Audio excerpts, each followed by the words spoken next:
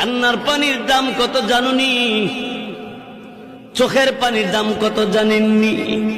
কঠিন কিয়ামতের ময়দানে আল্লাহ নবী জাহান্নামের পারে দাঁড়ায় দাঁড়ায় কাঁদবে আর বলবে, হে আল্লাহ, জাহান্নামের ভিতর আমার উম্মতেরা আছে, উদ্ধার কইরা দাও আল্লাহ, তাদেরকে মাফ কইরা দাও।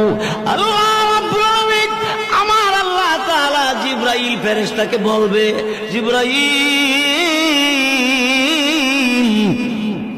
আমি আল্লাহর কুদরতি দরবারে পানির পাতিল আছে, পানির পাতিল নিয়ে যাও, আমার নবীর কাছে নিয়ে দিবা। নবীকে বলবা এই পাতিলের পানিটা জাহান্নামের ভিতরে ছেড়ে দেওয়ার জন্য। রসুলের কাছে জিবরাইল পানির পাতিল দিবে, আর জিবরাইল ফেরেশতার কাছ থেকে রসুল পানির পাতিল পাইয়া পানিটা জাহান্নামের ভিতরে ছেড়ে দিবে। জাহান্নামের আগুন ঠান্ডা হয়ে যাবে, নিভে যাবে।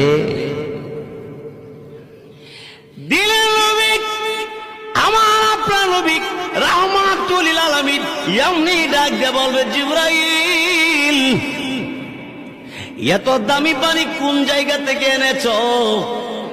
এটা কি হাউজে কাউসারের পানি না জমজম কুয়ার পানি? জিবরাইল বলবে, নবী গো,